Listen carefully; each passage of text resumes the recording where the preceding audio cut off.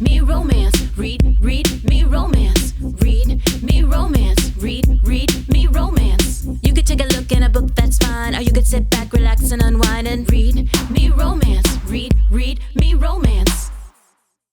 Welcome back, lady listeners. Hey, lady listeners. It's your favorite lady DJs. Hey. It's Leah and Mel, also known as Alexa Riley. We are back.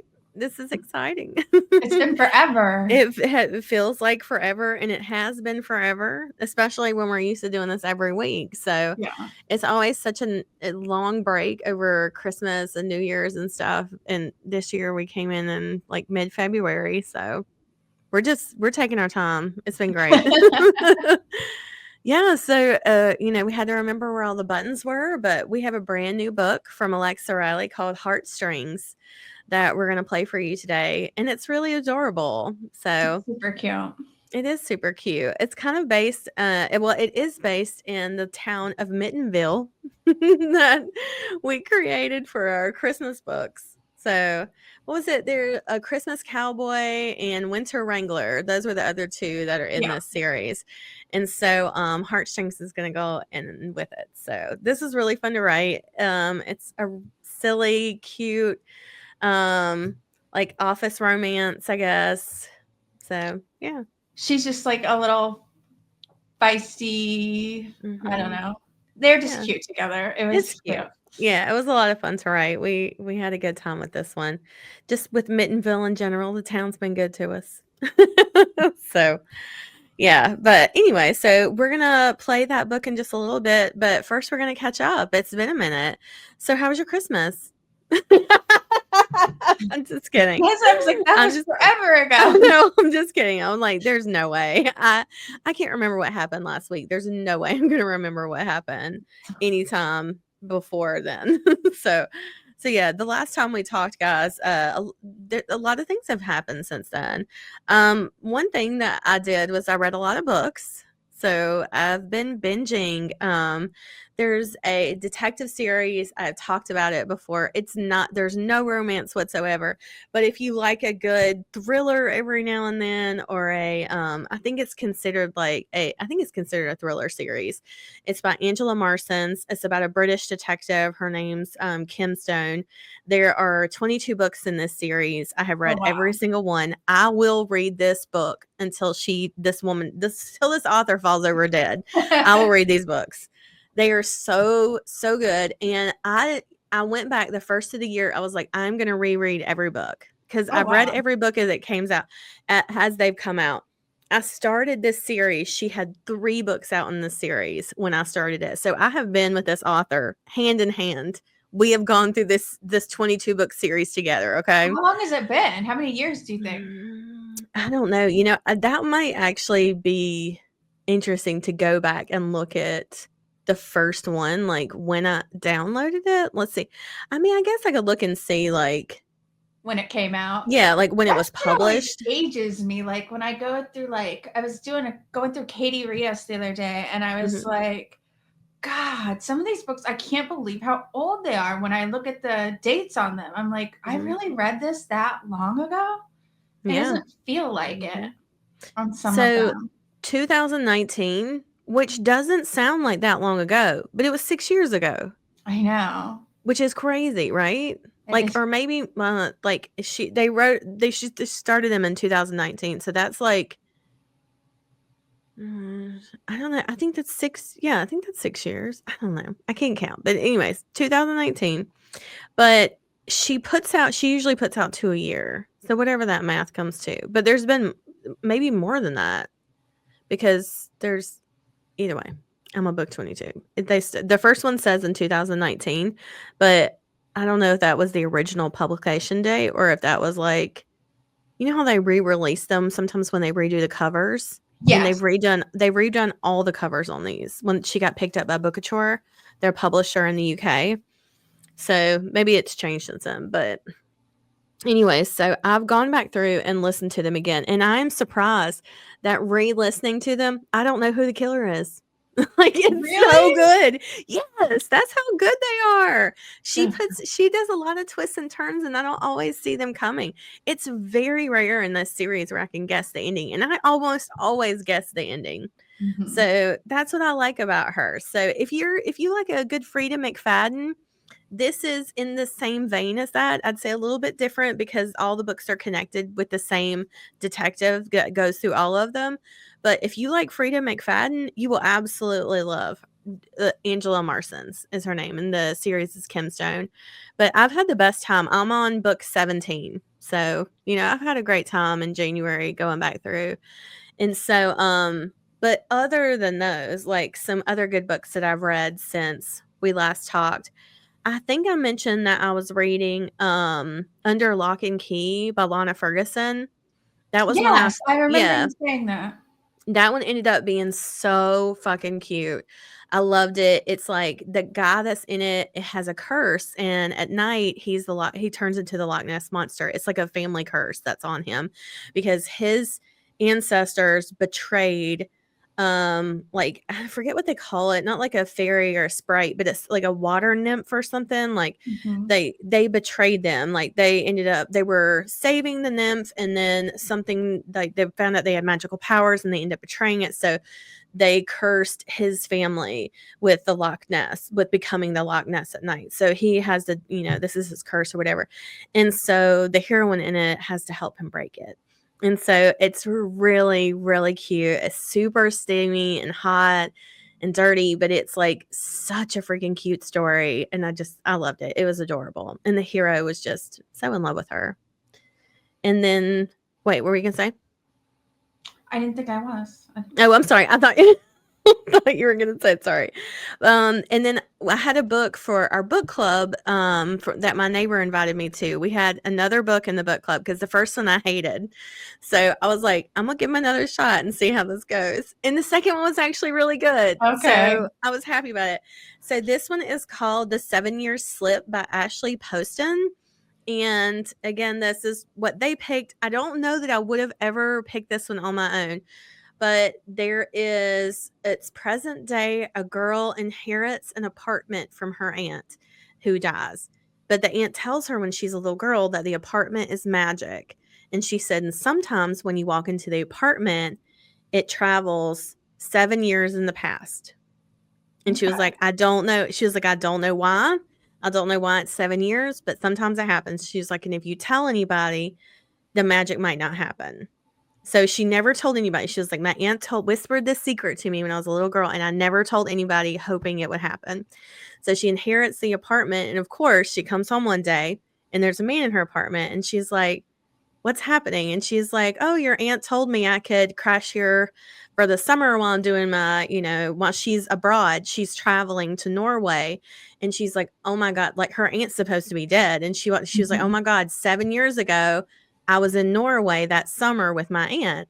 And so this guy rented her apartment this whole summer. And so she ends up sharing this apartment with him, basically. But it's strange because, like, he's not there every time she comes home. Sometimes she comes home and it's just her apartment, but sometimes it's him. And it's like, and her aunt told her that it happened most when she was at a crossroads. And so it's like these big pivotal moments in her life at this time, whatever, all the stuff that's happening. Every time she goes home, he's there in those big moments. And so it's just such an interesting story because you figure out pretty soon, like right away, that she works for a publishing house that acquires books, and she's trying to get this chef to do a cookbook with them. And she meets him, and she's just like crazy about him. And he's really like kind of distant and a little bit cold to her and stuff. And it's him. And she doesn't know because in real time, she's just walked into her apartment and met him in there. But 7 years ago, he met her and then just ghosted him, like never talked to him again. And he was just like, I met the love of my life and then you disappeared on me. And he's like, and I had to wait 7 years to find you. That's interesting. And I know it was such a fascinating read. Like, I did not think I would have liked it as much as I would have. until I read it, and I was like, "Oh, no, this was actually really well written." I enjoyed it. It wasn't like a time travel thing. There wasn't really anything else that happened. I kept expecting them to be like, buy some lottery tickets or watch out for COVID or, or to warn yourself Yeah. from like 7 years ago. But no, it was no like reality was not involved in this. It was Yeah. just in the moment when they were in the apartment, that was the focus. And so I think that was actually really helpful for the story. So it ended up being really good. Like there was a couple moments where it got really emotional, and I was like, "Dang, this book is good." So I really like the audio was great on it too. So I did that one, and I have 2 more books that I have not started yet because I've been knee deep in this thriller series. But the other one, I downloaded Allie Hazelwood's new one, Deep End. And then Ruby Dixon posted on Threads that she read a book called Out on a Limb by Hannah Bonham Young. And she said it was really good. She was like, it's low stakes. It's an easy read. It's really charming and fun. And I was like, okay. And it says on it, like when you click on the description, it says sweet love story, heartwarming, incredible narrator, well written. And I was like, okay. I'm like, I'm in. Mm-hmm. So yeah. So it sounded pretty cute. But did you read anything over the break, or have you just been dying from the flu? I know I read a bunch of stuff early on, but then I went to go open it, and of course, a lot of them are Kindle Unlimited, and I'm like, yeah, so they're just gone now. Gone. I do know I went on a huge Casey Mint. Oh yeah, Cassie I went Mint. on a huge binge of hers. Oh, like nice. I know I read like probably like 20. Like I just kept going through all of them. I just do that sometimes with an author. Mm-hmm. And yeah, I just kept going through and through and through. Like I still see a bunch of them on here that I haven't returned yet. I was like, damn. Did you read that new one by that one author you like that was like the soccer coach or something, or the Stalked by the Cornerback? That was one. Okay, yeah. I did read that one. And who is that by? I can never say her name right because it's like, is it Myra or May? Yeah, Myra. It's her last name. I can't ever say. Oh, Myra Statham. Statham, yeah. Like Jason Statham. Oh, that's a good way to remember it. Yeah. Yep. But yeah, I actually really enjoyed the last one because some of the other ones were like second chance romances, and that's never really my big thing. But this one was supposed to be the last one in the series, and it really went back to the roots, like of the first one, stalking the quarterback, or stalked by the quarterback. I was like, I felt like we were right back there. I was like, oh, this is like all the original crazy stalking shit. Like she did some crazy shit in there. I love a little bit of ridiculous. But now I can't remember because I must have returned it, because that's when I realized that book was out, because I'd seen her post a cowboy book and I really enjoyed it. Ooh, okay. Because it was a second chance romance, but it was a safe second chance romance. And I was like, okay, where's the rest of these books? And she's like, oh, they're not out yet. I'm like, great, now I have to wait for a whole other season. Like, you fucking bitch. You just cuss her out immediately. You know what, you mentioned second chance romance, and I forgot I had to read an ebook like a pilgrim because I got an early copy of Kate Canterbury's book In a Rush. So she had the first one where I saw that cover everywhere. It's called In a Jam by her, where it was like that, almost like the teal color, like a matte teal color, and had strawberries all over it. Yes, I know what you're talking about. Yeah, I was like, that cover was everywhere, the In a Jam. So this is a follow-up to that book called In a Rush, and it was really cute. You said, like, friends to lovers. That's what this one is. And I wouldn't have normally gone after that because I don't really care for a friends to lovers, because I'm like, oh, they were sleeping with other people. Like that kind of, irritates me or whatever. But this book did it really well to where I was not upset about it at all. So they're like best friends in high school, and they stay best friends, and he ends up going into the NFL. Excuse me. But she dates other people and he doesn't, which I'm okay with. I'm like totally fine with that.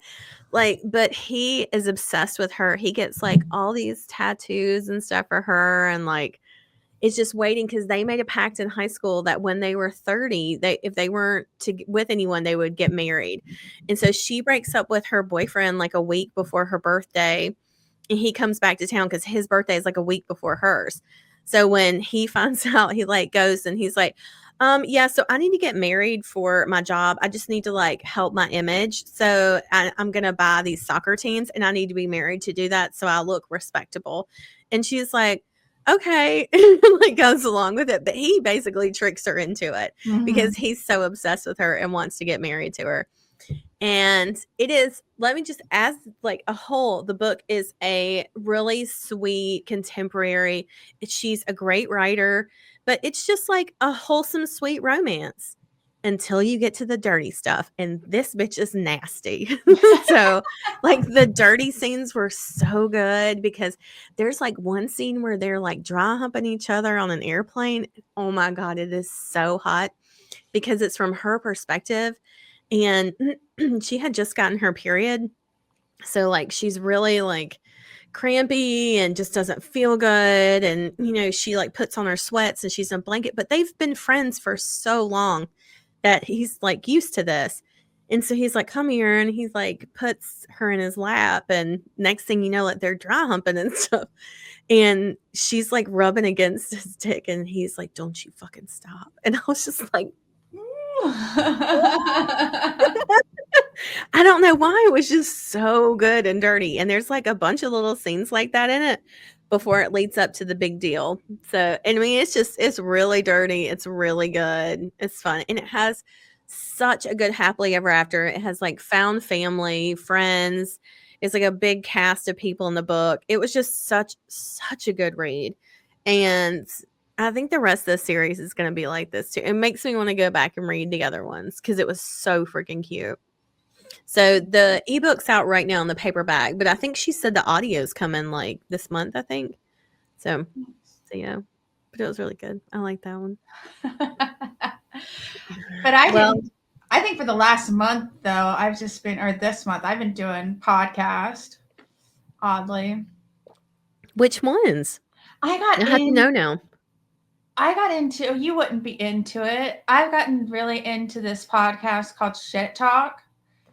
Okay, you sure I wouldn't be into this? Yes, it's a husband and wife, and they only podcast on Sister Wives on the app. Okay. But they have a Patreon where they release a podcast 5 days a week.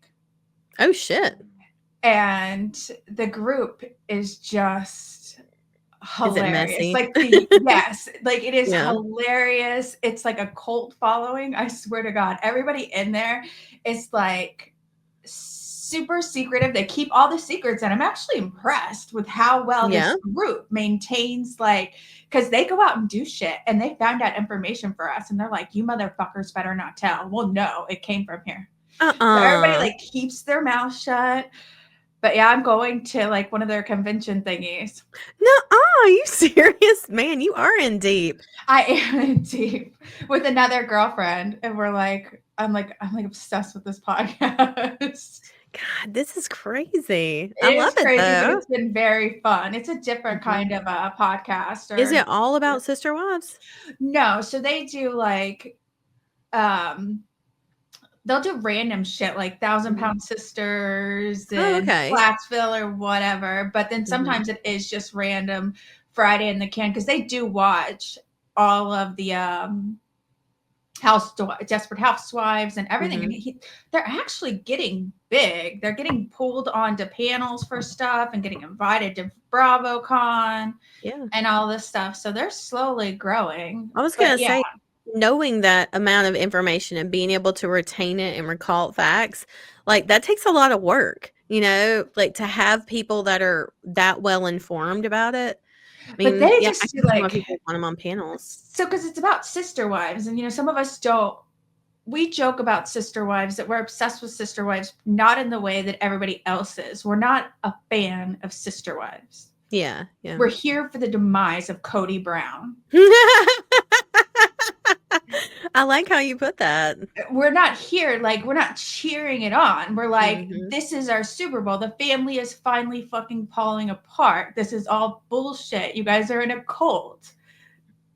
Yeah. polygamy doesn't work for this family. They were ingrained, the wives were like ingrained in it. They grew up in it. So now it's all Yeah. falling apart. And so the women are getting out, they're getting better lives. So we're like, this is it. But one of the Yeah. wives, nobody likes because she's like part of the reason the downfall. And these motherfuckers found her Etsy. Oh, And they went no. through all of her reviews and they made a spreadsheet. And they calculated everything for like the past 2 years. And this bitch, everything she reviewed, spent $60,000 on American Good dolls. What? Yeah, and some of the other family isn't having money and they're having financial issues and they were all supposed to be in a family pot. So now Wait. She is buying this stuff or she's selling this stuff? buying it. Wait. So Robin, that's the one you guys don't like, right? Her name's Yeah. Robin. Right. Okay. I know a little about it, but I've not watched the show. But so Robin is buying $60,000 worth of American Girl doll shit? Yes, like For what? clothes. We don't know. We've always joked that she was a hoarder because a lot of times she won't let us in their house. But we always see all these boxes, so it's always been a joke. Yeah. And now somebody found the Etsy and they were tracking everything back down because they don't fuck around. They like, she bought a junk journal and gave it to Mary, and that's how they started tracking shit. Everybody was like, what's a fucking junk journal? Yeah, what is a junk journal?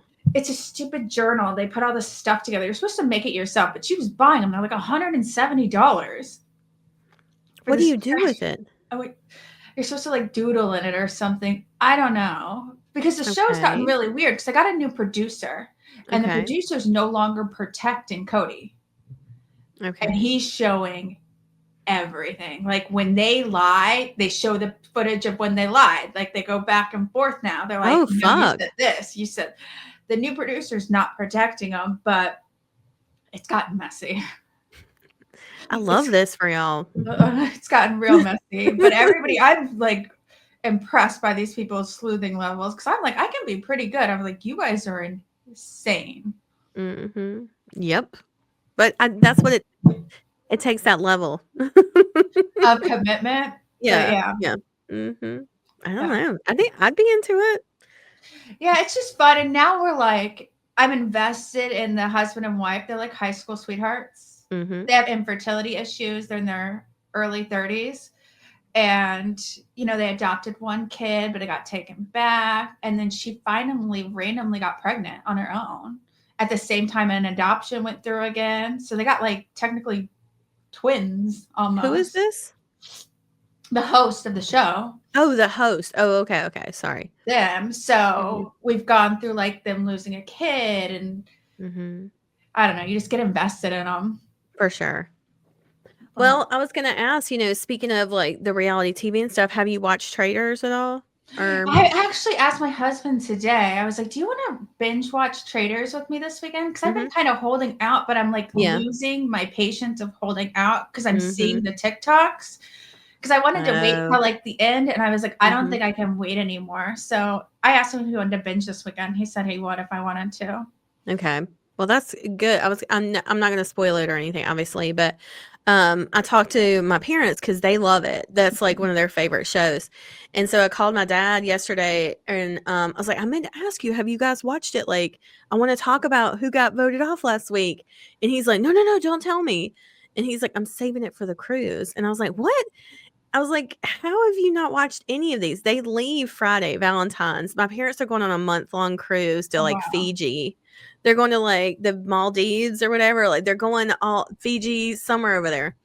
And they're going for a month. And I was like, are you serious? So I had to look it up. And I said, so are you going to be gone when the finale happens? He's like, yeah, but I'll just download it. And I was like, nah, I guess that works. You're right. Like y'all will have internet access at some Peacock point. is really good about loading everything for us quick. Yeah. So he said that I looked it up and I think there's one more episode. It's like, obviously tonight, and then there's another one next Thursday, and then there's 2 on like March 5th or something, and that's the end of it. I think March 5th is the end of it, and there's 2 episodes. They do the finale and then they do the reunion right after it. Okay. I think so. I think that's how it looked when I looked it up the other day, because I looked it up while I was on the phone with him, and I said, hang on, let me see how many more episodes we have. And it's not many. It's literally, I think there's only 3 or 4 maybe that Okay. are left. Then I'm definitely going to do it this weekend because we're supposed to do something. The new Captain America's out, and we're supposed to spend like Yeah, that's Saturday right. together. So I was like, maybe we'll do that. Well, did you guys enjoy the Super Bowl? I didn't go because I was sick. Rob went to Yeah. his Super Yeah. Bowl party, and me and Peyton stayed home. And I enjoyed the halftime show. Yeah, me too. Yeah. That was really good. I mean, Aren't me and any Peyton, when he was like, "Say Drake," me and Peyton like fell out of our chairs. You were like, we were feverish, but we were singing along. And I was just excited about bootcut jeans being back. I was like, Right? I jeans. know. Like, I'm sorry, but I have stayed in fashion, okay? Are you guys Kansas? I know you're not. You're a Green Bay fan. Is Rob a Kansas City No, Rob's a fan? Colts fan. That's right. He likes the Colts. I forgot about that because he liked Manning. Well, I mean, we were cheering for everybody here because all Yeah. of our Yeah. friends are Chiefs fans. So, of course, Yeah. we were cheering for them. So, That's kind of how I feel here, where I'm like, the Panthers are like, an hour from me, but I'm like, no thanks. I mean, I'll get excited with everybody. Yeah, yeah. When I'm in an environment with other football people, you can get into it and cheer for the other For teams sure. and stuff. Yeah. I'm always gonna go hard for Philly though. I'm like, I yeah. had said that when I was talking to somebody about the different, because the Chiefs people are different. Like, we have the loudest stadium without even trying. Where like Seattle had to build theirs to be loud. Kansas City's just loud. And I was like, I've hung with a lot of different crowds. I was like, the Chiefs ones are really nice. I was like, Philly's a different level. Oh, it is another level. Walk around. Like, I was like, I've been to Detroit and we're like downtown, and I'm like, they're nice. I was like, I wouldn't fuck with Philly fans. Not a one. Not a one. The only thing you say is go Birds and keep moving. Just keep fucking moving. Yep. They don't come around. But I've gotten so into Abbott Elementary in the past year or so. Like, and I fucking love that show so much. And all I could think about while I was watching the Super Bowl is how happy they're going to be. And like these fictional characters on this TV show, because the TV show takes place in Philly. And it's like, I just know all the teachers are like crazy Eagles fans. So I'm thinking like, oh my God, Abbott Elementary is going to be so happy. So I'm hoping they have a new episode tonight that comes on. And I'm hoping I know they pre-record stuff, but somebody was like, what if they pre-recorded like the Eagles winning and the Eagles losing and they're just going to play one of them to see? They probably did. I was like, come on, they got to do something. So I don't know, maybe not, but anyways, let's get to the book stuff. We've been gabbing for a while, just catching up, but let's get to the important things. We have Alexa Riley's new book, Heartstrings. So this one, like I said earlier, it connects to Cowboy Christmas and Winter Wrangler in the Mittenville world. And if you read Winter Wrangler, then you know about Bronte and Marcus that are mentioned in that book. So that's this story we wrote for Valentines. And I'll read you the book bio now. Bronte tried working as a paralegal in the big city, but after having the world's worst boss shattering her every step, she ran back home to Mittenville. Everything was going fine until the brand new attorney in town turned out to be the one she thought she could escape. The moment Marcus laid eyes on Bronte, she knocked him to his knees. She ran out on him, but he wasn't giving up so easily. He followed her home, and there's nowhere she can hide. Warning: Happy Valentine's Day from your favorite lady DJs at Read Me Romance. So make sure you check this one out. And I think you said maybe we're going to do this one in print. Yeah, so we're going to do, well, we haven't talked about it. I'm pretty much set to launch Alexa's Patreon. And yeah. So it's going to be in print with that cover or whatever, but all of our Valentine's Day romances are going to be in this ebook, and it's going to go into a print. Mm-hmm. So that's going to be on there for sale. I'll put that link in here. I already have the link for it. Mm-hmm. And we've done it'll be like a special edition print, and it has B Mine or Else in it. Is that right? No, it's got all the podcast Valentine's Day ones. Oh, that's right. When Struck by Cupid gets struck. Cupid, and we got a Yes. bunch of romance ones. That's Be My right. We did. Valentine and stuff for the podcast, because it seems like we always launch off when the new year comes around with ours, You're and it's right. around Valentine's Day. Hold And then on, on I the can tell you Patreon those. too, We have we have Cupid Gets Struck, Sweet Treats, A Valentine to Remember, and Heartstrings. Those are all from the podcast. Okay. So it'll be a special edition paperback that's just for the podcast Valentine books. Yeah, it'll be for the podcast. I'll put the Patreon link in the show notes. And then in our Patreon too, that Alexa's going to have, I went back and wrote a prologue. Yeah. When they first meet, that's right. Yeah, because that wasn't in the first book, because you met them later on. So I just decided a couple of weekends ago, I was like, I'm going to go back and write a prologue of when they met. Yeah, like when they initially meet in the city, because when this book you're about to listen to, it starts, Bronte has already left the big city and she's back in Mittenville, and she discovers that Marcus has followed her there. So the prologue will be in the paperback. But if you want more at the end of Heartstrings, we have an epilogue that we put in the ebook. So it's not in the audio. We wrote it afterwards. But if you want to have more, you can grab the ebook today and get that. So that'll be fun. Yeah. So make sure you grab that. And then, we're going to launch a Patreon for Alexa Riley, where we're going to put all our extra stuff on there. So I don't know, it's a cool place to check it out. Yeah, there's going to be not safe for work stuff and crap like that. So, and just doing random stuff. Like I, one weekend, like I said, wrote a prologue randomly for a book. Yeah, there'll be like exclusive content that's on it. Opportunities for paperbacks. You'll get ebooks there too, audios, and if you join the top tier, I think we have like a sticker pack for like a welcome gift. So yeah, there's some really cute stuff on there. Let's send them in. Let's do it. We'll see you guys on the other side.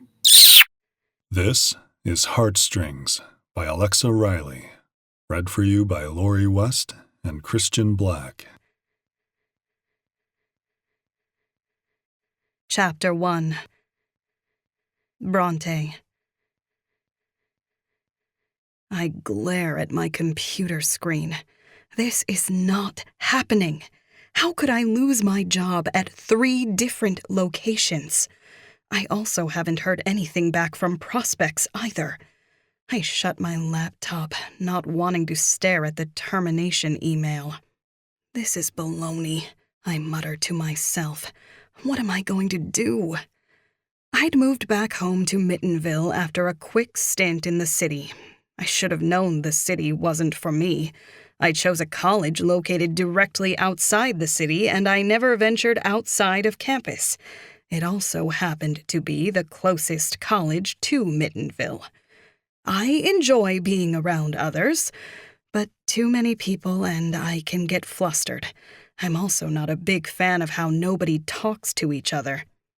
The whole time I was there, I felt like the only time people talked to me was to tell me to get the heck out of the way.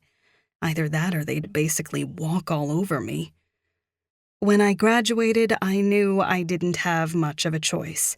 I wanted to work as a paralegal, which meant I had to go to the city. At the time, there hadn't been a single lawyer in Mittenville, so coming home wasn't an option. I got a lot of offers and took what I thought was the best one. Too bad I hated every second of it. As soon as I found a job where I could work from home, I tucked my tail and ran back to Mittenville. It's a bit lonely sometimes, but it's a job. I get to do what I love most, which is research. It also happens to be what I'm best at. If someone needs to know case law, I'm the one to call. And if I don't know the answer, I'll find it. Seeing the termination email makes no sense. Every project I'm handed, I turn in early, and I know I've done a great job.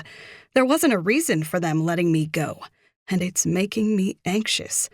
Not wanting to sit around and fret, I make myself get up and do something. My place is small, but it works for me. There's 1 bedroom and a bathroom, but it does have a dining room that serves as my desk and craft table. I shuffle through the items on my desk, knocking a few things off in the process. I've been debating on which project to work on next, since I'm currently working on about 10 different projects at once. I tend to jump from one to another. All I need to do is sew a few buttons onto one of the skirts to complete it. On the other hand, I could finish the knitted panda, which is just one ear away from being done. When my stomach rumbles, I remember I haven't eaten today.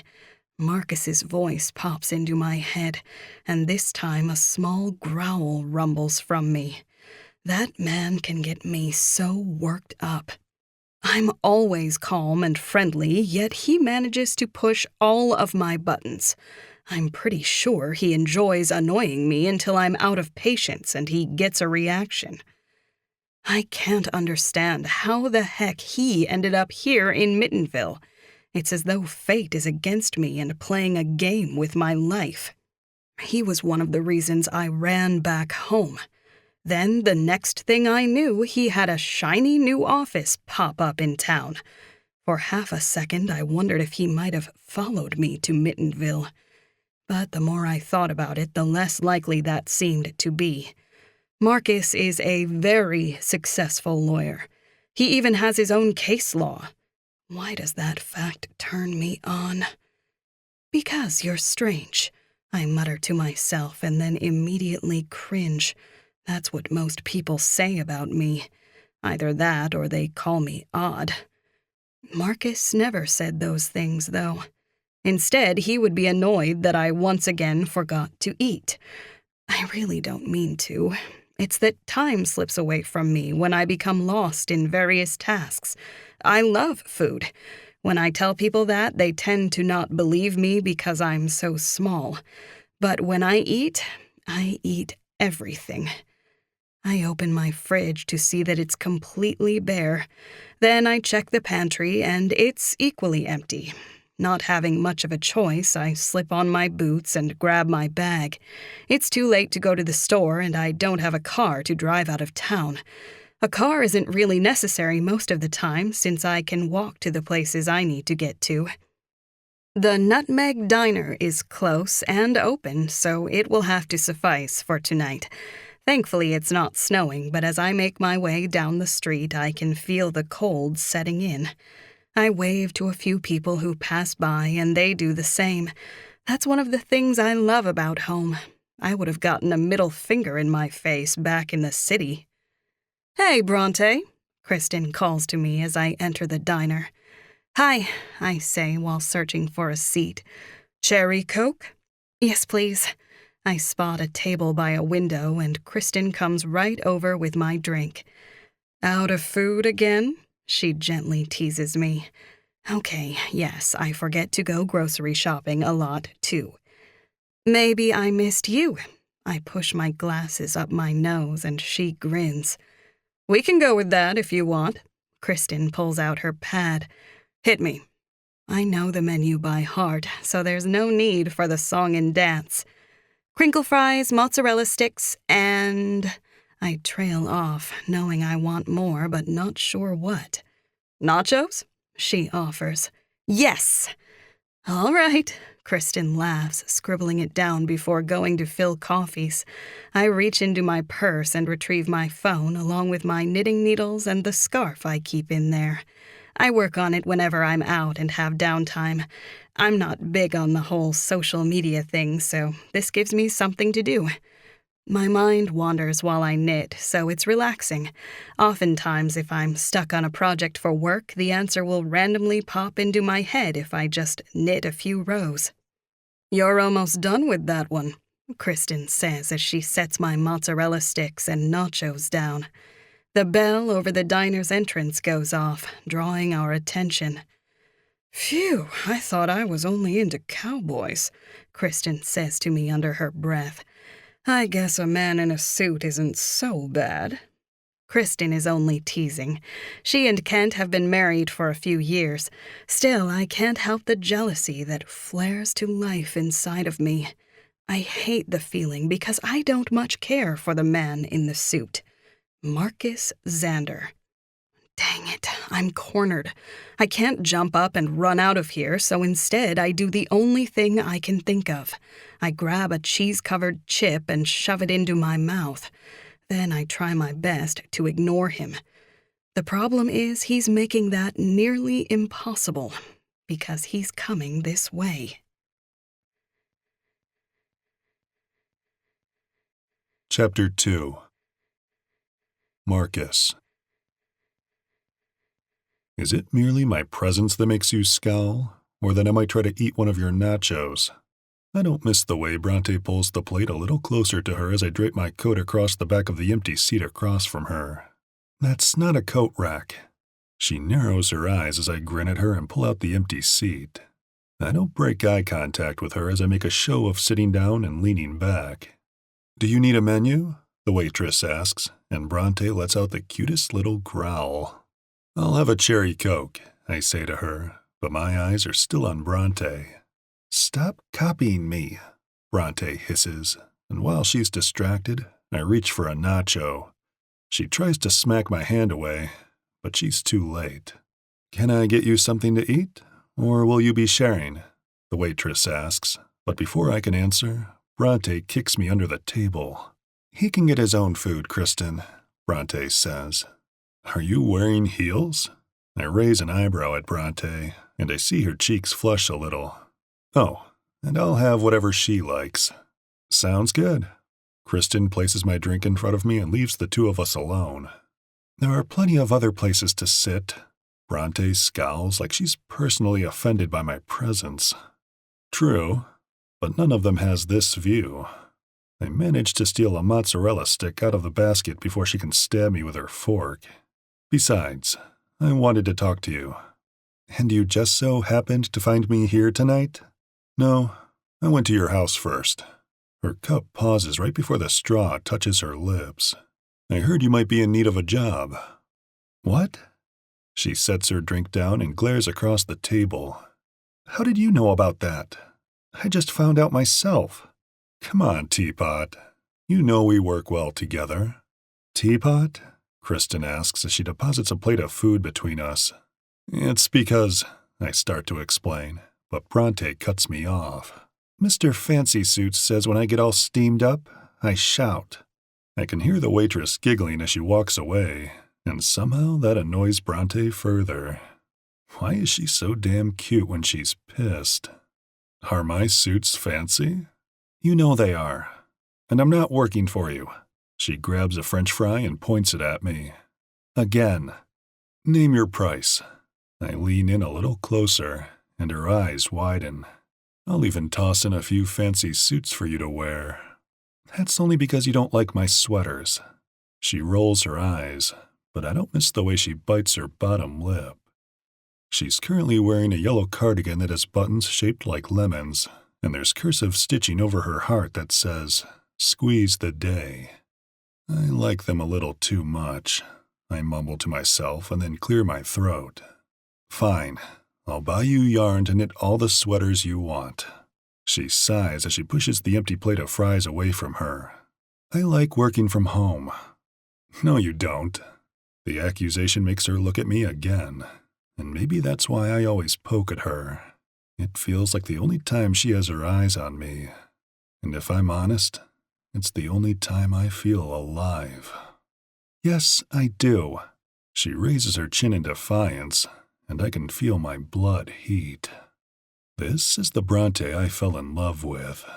The first day she came to my office, I was done for. Her spine was straight, her shoulders were back, and she was all too eager to tell me where to stick my arrogance. Never had I been so completely undone by someone. But this tiny little thing came in and put me in my place so easily, it was like I'd been waiting for her to do it. Now I can't seem to function without her by my side. I pushed her too hard and too fast, and she ran for the hills. I guess it's too bad I followed her over them. Not only did I hunt her down in the middle of nowhere, but I set up shop. I also might have paid off a few other law firms to release her from her contracts. What can I say? If anything, I'm determined. Bronte busted into my life with unruly curls, loud colors, and a disposition so sweet everyone adored her. Then she ran out on me and left my life cold and meaningless. This is fair play as far as I'm concerned. You can lie to yourself, Teapot, but you can't lie to me. I lick the sauce off my thumb, and I see the way she watches my mouth. I know you hate being in that house all alone day after day. You need sunlight. Come work for me, and you can have any office you want. Fine. I want yours. I know she's saying it to piss me off, but it makes me grin from ear to ear. Deal. I take out my wallet and leave enough cash to cover this meal twice over. Wait, no. I was joking. She starts to protest when I get up from the table. To be a good lawyer, you have to be able to win an argument. What most people don't realize is that sometimes to win an argument, all you have to do is shut up at the right moment. See you in the morning, Teapot. I wink at her and ignore everything else she says as I stride out the door. Chapter 3. Bronte. I fix my gaze on the front door of Marcus's office. Why did he have to pick this spot? I have always thought it would make the perfect office space for a lawyer. It's tucked away nicely in the center of town, but the front windows face outside, so you can see people as they pass by. It's also right next to the bakery. The idea of popping in each morning on my walk into work had me daydreaming of making it a reality. It's like he climbed inside my imagination to make it come true. Only Marcus can't seem to get it exactly right. The blinds are closed on all the windows, and even the glass on the door is covered. I'm sure they might need to be closed when there are clients visiting, but why is it shut so tightly right now? Being locked down like this means no one can get the tiniest peek inside. I pull at the collar of my cardigan. Today it's pink with hearts on it to go with the dress I'd gotten for Valentines. It's not Valentine's yet, but I wanted to wear it nonetheless. I wonder what Marcus will think of it. I huff, annoyed with my own thoughts of him. This is a bad idea. I shouldn't have come, but here I am. Marcus has some kind of strange pull that always lures me to him. I tried to get away from him when I moved out of the city, but then, poof, he appeared right around the corner, and now there's no escaping him. I need to suck it up and face this situation head on. I can be an adult. I stiffen my shoulders before pulling open the front door and stepping inside. I thought I was going to have to come and get you. I let out a scream as the lights flicker on. For cheesecakes! You almost scared my soul out of my body! I glare at him. You won't get it that easily. When I bring my hand to my chest, I can feel my racing heart. It's definitely because he scared me, and not because he's so handsome. Always so dang handsome. It's maddening, really. And for half a second, I wonder if he sleeps in his suits. I always get what I'm after. A slow, sexy smile plays on his lips. It's wicked, and he knows it. Worse, my body knows it. Well, with the fees you charge, I would hope so. I raise my chin. I would think you'd also be able to keep the lights on, too. Easy, Teapot. I only just got here. His response has me wondering where he lives. This is a small town, and I know all the houses. At least I think I do. I was gone for a few years, but there's not exactly a lot of new construction. Where's my office? I'd like to set up. I tap the giant bag I have on my shoulder. It's freaking heavy, and I want to put it down. Does that thing weigh more than you? Marcus tries to take the bag from me, but I have a death grip on the strap. Are you sure you want to play already, Teapot? I'm not playing anything. Or am I? I'm starting to wonder myself. I could let his comments roll off me like water off a Maine Coon's back. I've heard their fur is water-resistant. But for some reason, I can't help myself. Marcus pulls at the bag, making me fall right into him. I should step back, but this feels like a challenge. What are you doing? I want the bag, but you won't let go. It seems you leave me no choice. What does that mean? My inner thought is answered when Marcus lifts me right off my feet. Ah! I squeal, and then I'm unable to form words. I struggle to think of a name to call him, feeling too flustered with my body pressed into his. The man is hard all over and smells so good. Do you have something you want to call me, Teapot? He asks as he carries me toward an open door. I can give you a few options. How about lover? I scoff and roll my eyes, pretending to be annoyed. Okay, what about husband? What? I whisper and my body stills. Did he really say that?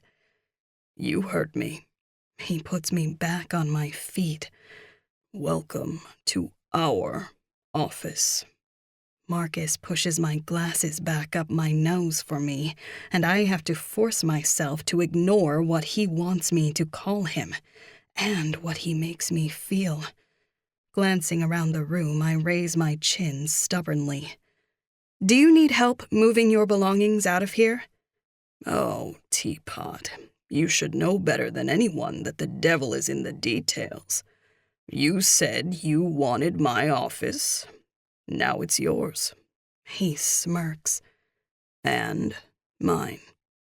Marcus sets my bag down on the desk, and I'm so discombobulated that I didn't realize he slipped it right off of me. Then my pink pen holder that has dancing hippos on it rolls out of the bag. Are you sure you want to do this? I cross my arms over my chest in a challenge of my own. I'm not above designing the entire office in pink and red, which, incidentally, are my two favorite colors, just to annoy him. Some people think the colors don't go together, but they're dead wrong. I could toss a few pillows on the couch up against the far wall and maybe one of my knitted blankets. Once the windows are uncovered, I think some curtains would be lovely. There's nothing else in this world I'd rather do. He says it with an intensity that makes me press my lips together. I'd squeeze my thighs together, too, but I don't want him to see what he does to me. Maybe we should go over sexual harassment in the workplace. Did you miss that part of law school? It's a stupid comment because I already know he attended an Ivy League school and subsequently clerked for a Supreme Court justice. I might need a refresher. Care to show me? He leans up against the desk and picks up my pen holder. He sets it upright on the desk before he takes out a gold pen from an inner pocket of his suit jacket and drops it inside. Something about the act is oddly sweet, and it pulls at my heartstrings. I think we should get to work, I say and walk past him. I'm trying to distract myself from thinking about sexual things with Marcus as I pull items out of my bag. I can't show him crap when it comes to sexy stuff. I know he teases me, and I'm not blind to the little bit of flirting in there, too. But if he knew I'd never even been kissed, he'd be laughing and running for the hills. Maybe I should tell him. The douse of cold reality might shut all of this down so we can work professionally. If you say so, Teapot. He doesn't move as he watches me unpack. Are we sharing this desk? I don't look at him as I ask the question. Yes. Fine. I try my best to conceal my features and give him nothing. I ran from Marcus because of the way my body responds to being so close to him. Now I'll be closer to him than ever before. There's no way this isn't going to end badly. Chapter 4. Marcus. Stop being so bossy, Bronte huffs as I clear out the empty to-go containers and toss them in the trash. You know I'm your boss, right? I raise an eyebrow at her, and then I'm rewarded with a tiny growl of annoyance. And how exactly is making sure you eat on a regular schedule being bossy? It just is. She spent so long emptying her Mary Poppins bag of endless knickknacks that by the time she was finished, I could hear her stomach growling. I ordered from the sandwich place down the block and paid the busboy to bring it to us. I didn't want to miss a moment of her decorating our shared space. So, is this everything? I wave my hand around the room and then nod to the framed picture of the goose that says, "All my hours are billable." Not by a long shot. She takes a seat in what used to be my chair. This was all I could manage to fit in my bag. Well then, I guess I'll come home with you after work today. What for? The way she bites her lip gives away my suspicions. Because I'm willing to bet you were planning on bringing in twice as much as you did today out of spite. No, she says it like a question, and I can't help but grin at her. As I suspected. There's a sliver of space on the desk that's not occupied by her things, and I squeeze my laptop into it. Then I grab the extra chair I found in the storage room and take a seat across from her. You forget, Teapot. I'm eager to get my hands on. My eyes move up and down her body before I lick my lips. Anything of yours. You always have to make everything sound so dirty. Her cheeks are bright red as she types on the keyboard in front of her and pretends to ignore me. Try as she might, I know she's not as unaffected as she pretends to be. Me? I shake my head as I open my laptop and pretend to work. You're the one that begged to be in the same office as me. I don't have to look up to see her glaring at me. I can feel it on my skin, and it makes me grin harder. What was it you told me? You can lie to yourself, but don't lie to me? Because we both know I wasn't the one begging. She's smug as she leans back in her chair, but she takes it too far when she tries to put her feet up on the desk. Bronte, don't! I shout, but it's too late. The motion sets the chair off balance, and before she can stop herself, she's tumbling backwards. I'm rushing over in an instant, but I'm too late to catch her before she hits the floor. When I get to her side, she's on her back, and the chair is sideways next to her. Talk to me. Where does it hurt? I run my hands down her arms before I put a hand on the back of her head. Where is my pride located? She groans and closes her eyes. That's where it hurts the most. If it makes you feel any better, I did the same thing the first time I sat in that chair.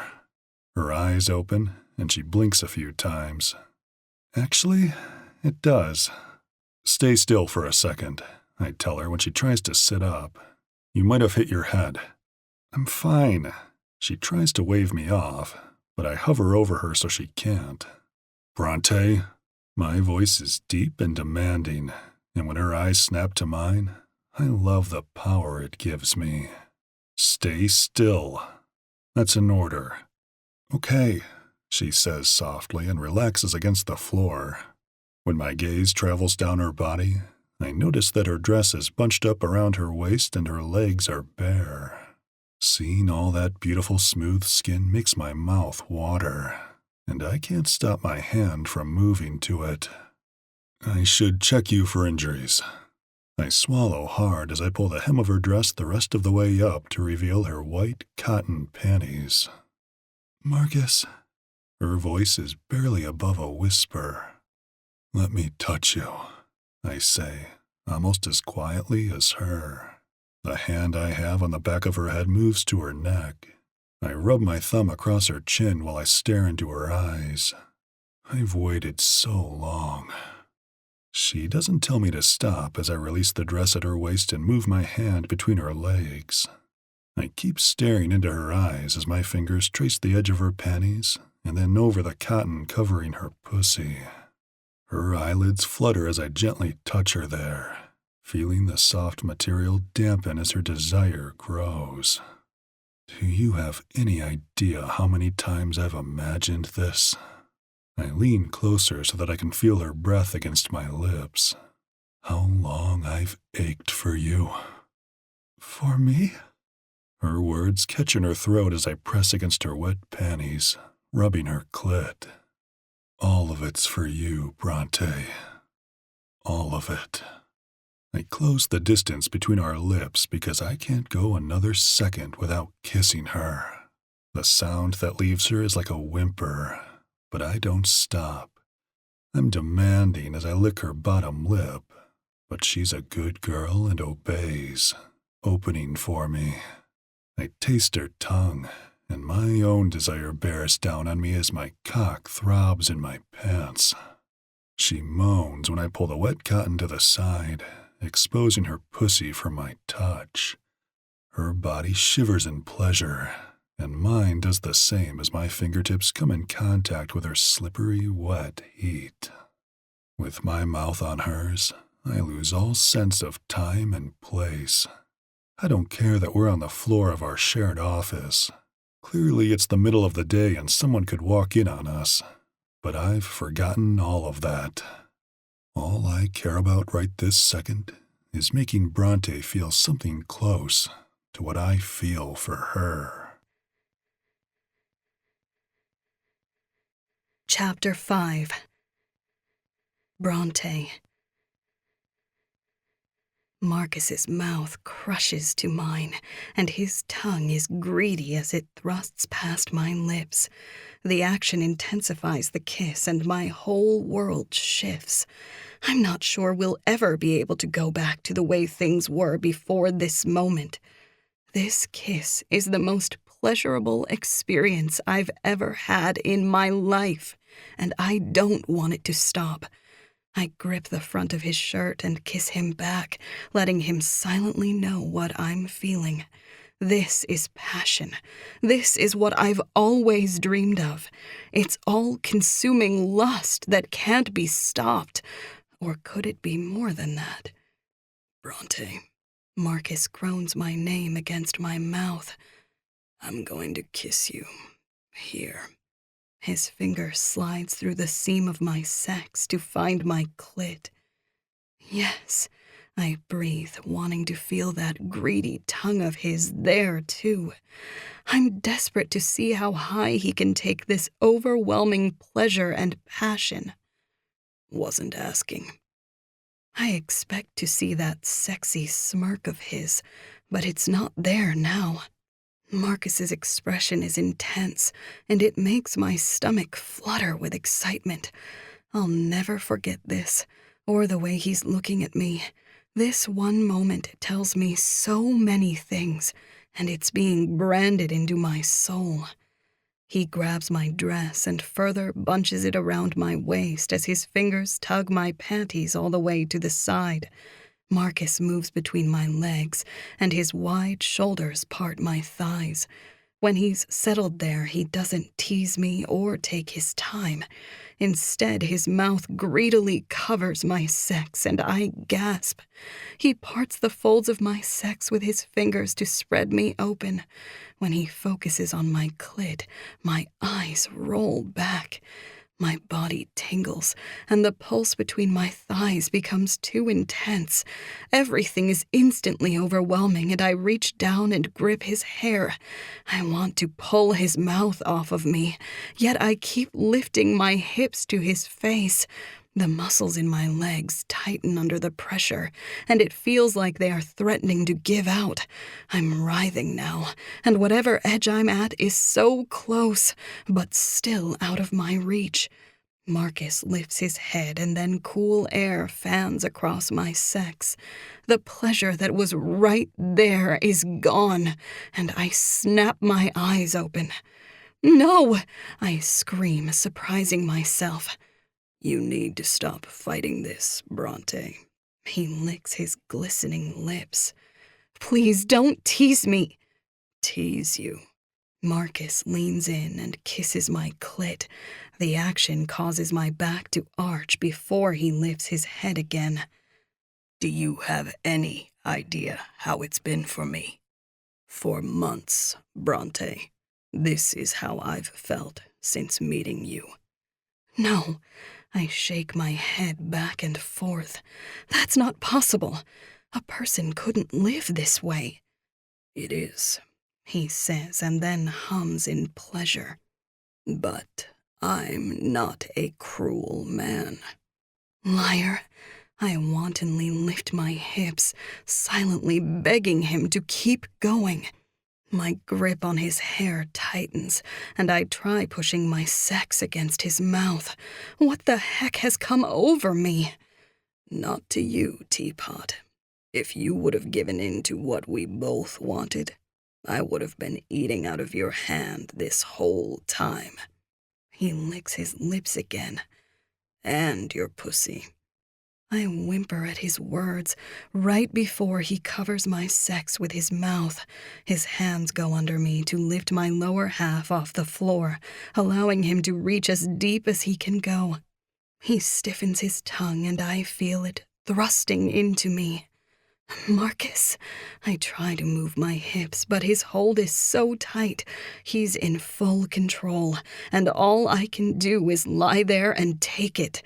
He goes back to my clit, greedily sucking it into his mouth, and every inch of my body tightens. My legs shake, and I attempt to breathe, but it's impossible. Marcus keeps me in place as my body spirals into pleasure, causing my sex to clench. Words come out of me, yet I struggle to comprehend them, or really anything at all. I'm lost in what he's done to me, until it feels like I'm completely spent, and my body goes limp. When lips touch my neck, my eyes flutter open. Oh my gosh, I whisper. That's not what you were screaming a second ago. Marcus is smiling against my neck. I can feel it, and even hear it in his voice. What did I say? I ask hesitantly. I must have been out of my mind because I didn't feel him move from between my legs and back up my body. You said, holy fucking crap. No, I did not. I stare up at the ceiling, unable to remember anything but pure bliss. I don't curse because I'm scared I might enjoy it too much. I've always made sure to never do it because Marcus isn't wrong. When I get worked up, I can go off. Even my Grams used to tell me that I had a bit of a temper. She told me that I was as sweet as could be, until I wasn't. Marcus touches my chin, so I turn my head to look at him. You did. He kisses me before I can argue that he's wrong. I just did a lot of things that I've never done before, so maybe it's possible a curse or two could have slipped out. Maybe. Hello? I hear someone call out, and it breaks me from the spell I was under. I jerk back from Marcus as I shove my dress down to cover the lower half of my body. Marcus! I hear a female voice call out again. Before I know what's happening, Marcus is standing up and taking me with him. He puts me on my feet and grabs the chair that had fallen over. A half second later, a woman knocks on the open office door. Holy cheeseball! Did I do all that with Marcus while anyone could have walked in here and seen us? This is why I ran from him in the first place. He does things to my head, and then I'm acting crazy. Well, crazy for me. Well, this place is certainly a change from your last office, the woman inside the doorway says. Nina? Marcus says in greeting. Am I interrupting? I was close, so I thought. She trails off. I'm not sure who she is, but based on her fancy suit, I'm going to assume she's a lawyer from the city. They must have a familiarity with each other because most lawyers refer to Marcus by his last name. Actually, I was just about to leave and run some errands, I say, cutting Marcus off. I glance over at him, and if I wasn't freaking out, I might smile, because for once he has a few wrinkles in his suit. I love that I put them there and mussed up his usually perfect facade. Nina, this is Bronte, my Paralegal. I cut him off again, because my heart couldn't take the possibility of how he would have finished that sentence. After what happened moments ago, I think I might be more frightened about how I want him to finish that sentence. I grab my bag, and it takes everything in me not to look at him as I give Nina a polite smile. I'll give you both some space. teapot. I hear the warning in Marcus's tone, but I'm already on the move. As I leave the office and make my escape, I'm thankful Nina has given me coverage. But maybe I shouldn't be. Chapter 6. Marcus. "Oh my God, was that Bronte?" Nina asks as she looks over her shoulder. "Yeah." I let out a frustrated sigh and run a hand down my face. "Good timing as always, sis. Why didn't you stop her from leaving?" I think about the intensity of what we shared and then how quick she was to separate from me. How she cut me off to declare that she was only my paralegal and not the actual love of my life. She was eager to get as far away from me as possible. And if I'm honest, it stung. No, I'm not going to let her get away for long. But right now, I'm going to deal with my nosy sister before I chase after Bronte and make her acknowledge what I'm already certain of. She loves me just as much as I love her. The two of us are inevitable, and that's the end of it. The sooner she faces the facts, the better. "What do you want?" I can hear the impatience in my voice, but I'm too far gone to care. "Always the warmest of welcomes," Nina huffs. "I came by to say hello to my big brother and check in on things. The last time we talked, you sounded like a puppy that had been left out in the cold. Clearly, things between you and Bronte have improved. Until you interrupted," I clarify. "I'm sorry, but I did knock." She raises an eyebrow. "For several minutes." I clear my throat and try to think of an excuse. When I can't come up with one, I just shrug. "I guess I need to install a doorbell."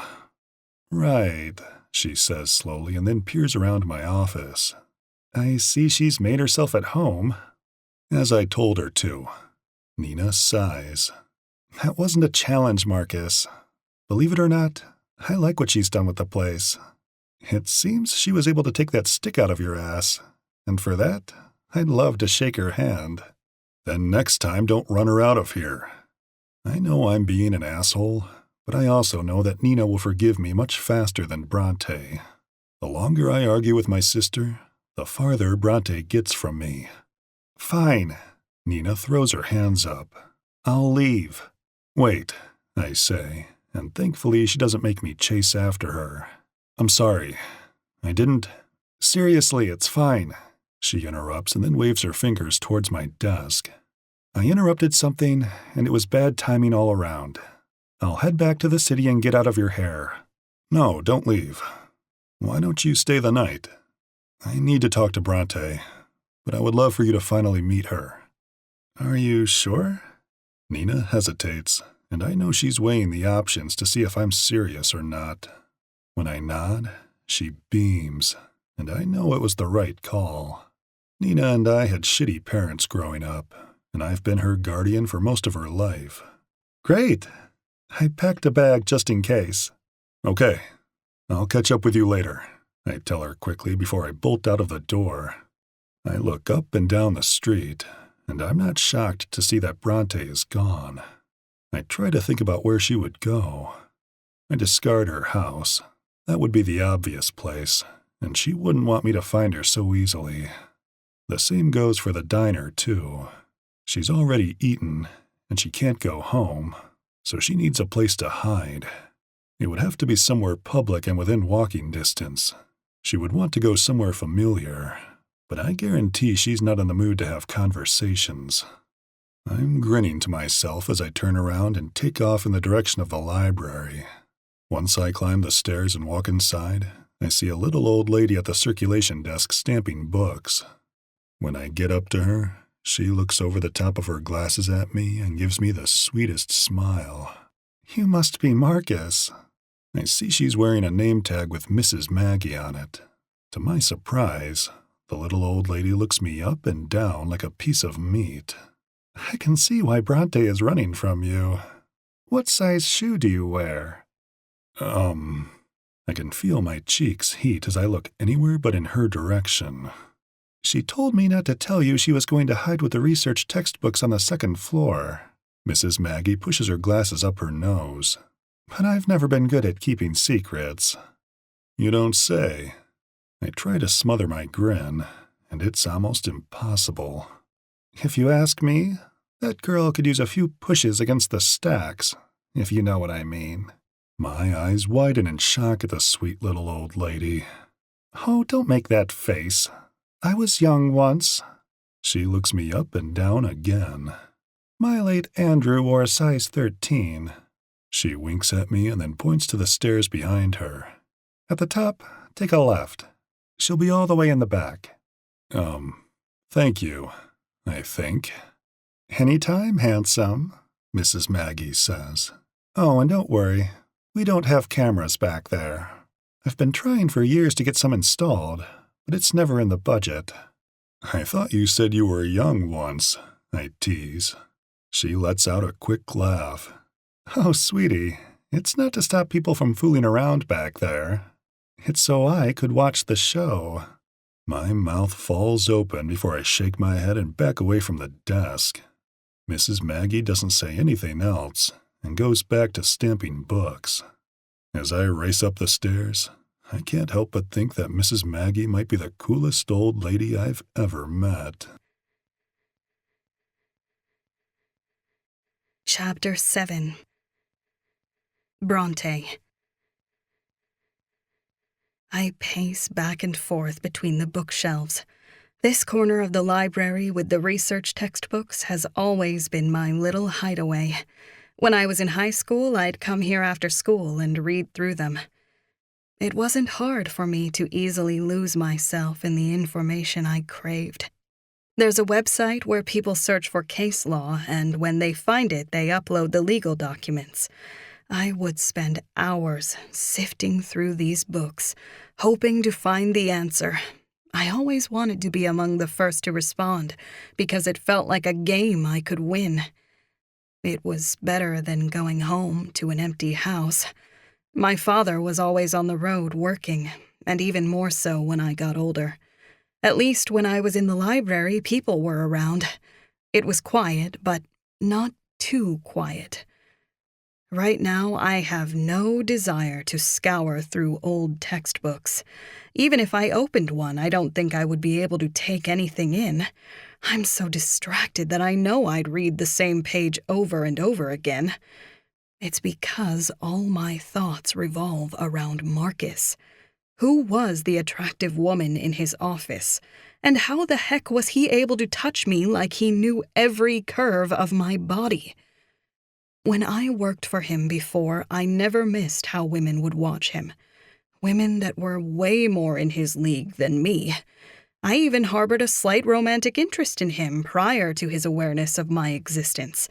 But back then, my interest was primarily focused on his skills and talent in the courtroom.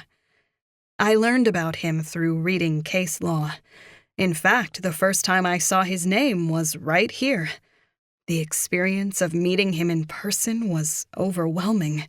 I had already built him up so much in my mind that I never thought reality could top that. I was, so wrong. The second I saw him, my whole body lit up in a way it never had before. I was so terrified that I built walls to keep him at a distance. Marcus bulldozed right through them each time. A part of me had truly enjoyed that. Here I am, hating being alone, and he was always trying to get close. But I was running. When I hear the heavy thud of footsteps coming toward me, I stop pacing. There's no way he's found me. But Marcus can be determined when he's in pursuit of something he wants. To be safe, I slide to the end of the stacks and press my back to it. I tilt my head, trying to listen, but there's only silence. Disappointment starts to hit me, which is insane because I don't want him to find me. Then I gasp because he's suddenly there, filling up all the space in front of me. I'm pinned to the end of the bookshelf, and somehow I've cornered myself. You ran from me. I didn't run. I push my glasses up my nose. I walked, quickly. Marcus tilts his head before shaking it. I'm doing research. His hands come up on either side of the shelves, and I'm truly caged in. You're not going anywhere, Teapot. Marcus dips his head, and then I feel his mouth at my neck. He kisses me there before I feel his teeth nip at me. I wasn't done with you. That's part of the problem. I whisper the words because now that he's here, all my thoughts are getting jumbled. Tell me, he demands, and I bite my bottom lip.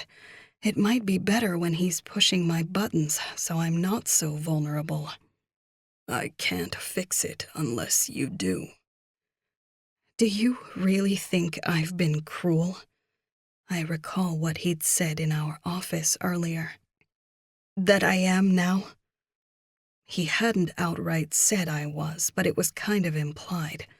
He said I kept him on edge for months, and his need matched mine. The way I felt when he had his mouth between my thighs was torture and pleasure mixed together.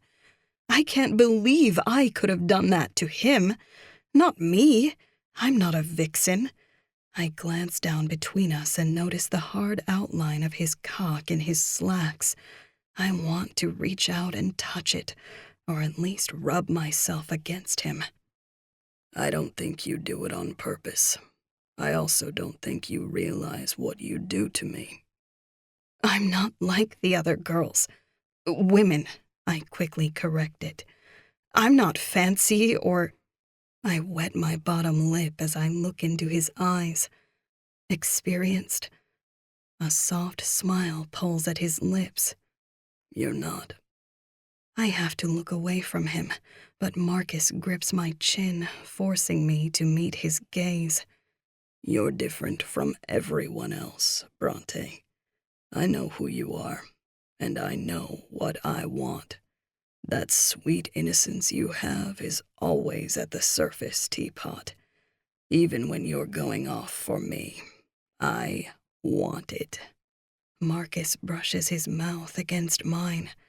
It's mine to have. He presses his lips to mine in a soft kiss. To protect. He kisses me again. To love. Marcus. I breathe out his name. Did he really say love? And how did that turn me on as much as everything else he's done? I don't want to be cruel. His hand drops to my hip, pulling me into him. That's when I feel his hard cock press into my stomach. Then stop running. You know, for a smart woman, you're really not figuring this out as quickly as I would like. Marcus lifts me and I wrap my legs around him like it's the most natural thing. What does that mean? You think I moved here randomly, Teapot? I packed up my entire life and relocated to a small town I'd never heard of, to be with you. I search his face and see the truth in his eyes. I never thought about it that way, but it sounds too romantic and crazy to believe. It didn't seem real. I promise you, Bronte, I'm very real. He grinds his cock into me and I grip his shoulders. You know, I used to fantasize about you. I say, my confession breathy.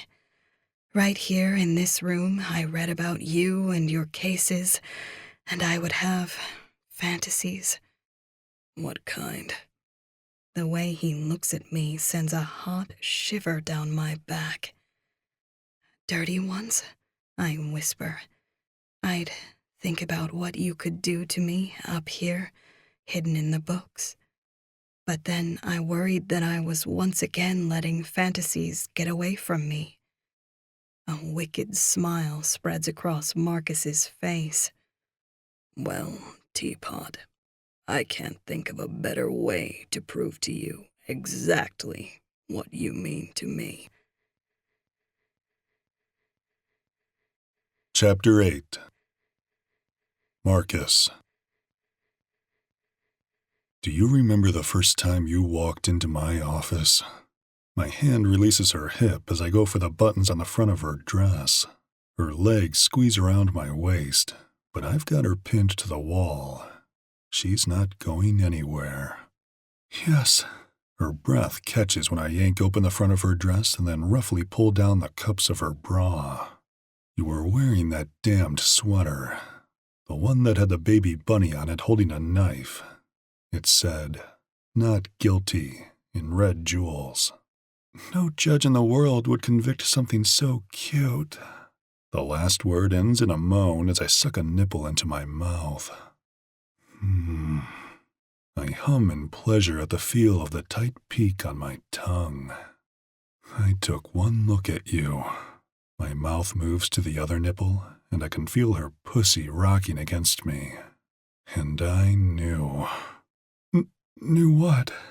She's breathing harder now as I reach between us. That you were mine. I free my cock from my slacks, and it's pointing right at her wet heat. You were a wrecking ball to every carefully constructed brick of my life. The sound of her panties ripping makes her gasp, but I don't care.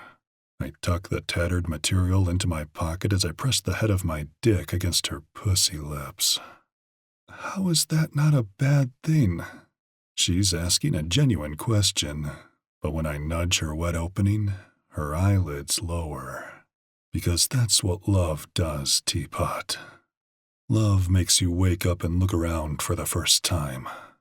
At least, that's what it did for me. I love you, and from the moment I laid eyes on you, it was like seeing the world in color. I push into her just enough to make her gasp. And you love me, too.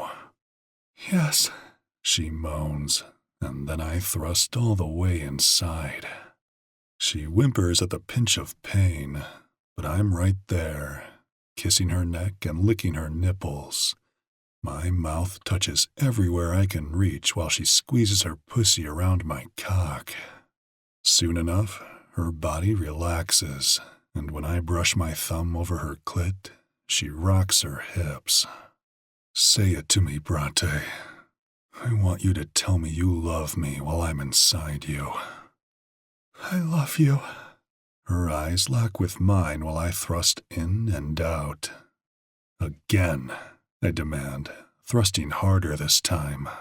I love you.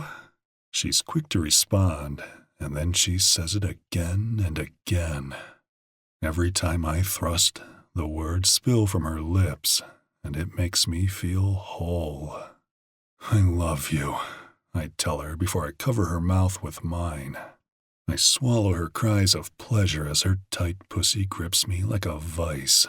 When she's close, I bury myself as deep as I can go and grind against her clit. That's all it takes for her to come apart in my arms, and I have no choice but to follow after her. The clench of her pussy milks my cum out of me, and it's all I can do to keep the both of us upright. What I want to do is fall to the floor and have my way with her all over again. But somewhere in the back of my mind, I remember that we're in a library, and we're not exactly alone.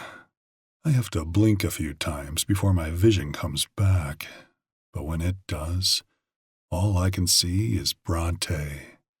There's a sheen of sweat across her cheeks that makes her look like she's glowing. I trace the soft edges of her with my fingers and stare into her eyes. I love you, I say, and she smiles at me. I grin back at her and shake my head.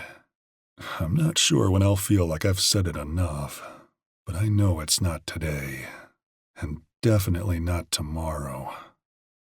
I know the feeling. She opens her mouth to protest when I pull out of her, but I silence her with a look. The sooner I get you out of here, the sooner I can get you in my bed and completely naked. I place her on her feet as I tuck my cock in my boxer briefs. The front of them is tented, but there's no way it's going down anytime soon. Did you get rid of the woman in your office? Bronte pretends to be interested in the wrinkles of her dress when she asks the question. Yes, I say, and then wait for her to look at me. I told my sister to wait for us to get back. I want you to meet her. Oh, she's adorable when she's embarrassed, and I pull her to me. Oh? I rub my nose against hers and then kiss the tip of it. You don't ever have to worry about another woman, Teapot. I've got my hands full with you. To prove my point, I squeeze her ass with both hands. She giggles as we hurry out of the stacks of reference books and down the steps. On the way out, I see Mrs. Maggie is still at the front desk stamping books. Have a good night, Bronte says to her as we pass by.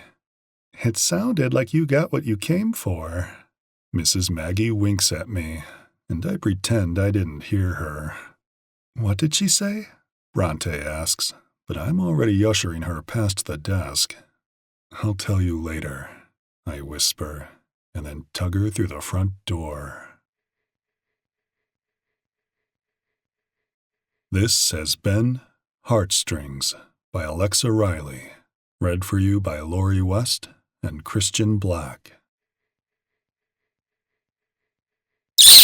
Welcome back. Welcome back. Thank you so much to us for bringing this book.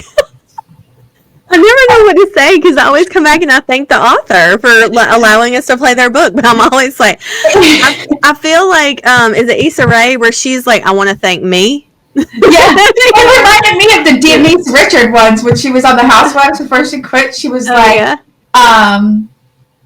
thank you and you're welcome. Yeah. Yep. Mm-hmm. Yeah. Mm-hmm. I immediately went to that one. Yeah. I'd like to thank me for doing me. So yeah. So thanks to Alexa Riley for allowing us to play their book. Make sure you check out the show notes for links to Alexa Riley's new Patreon.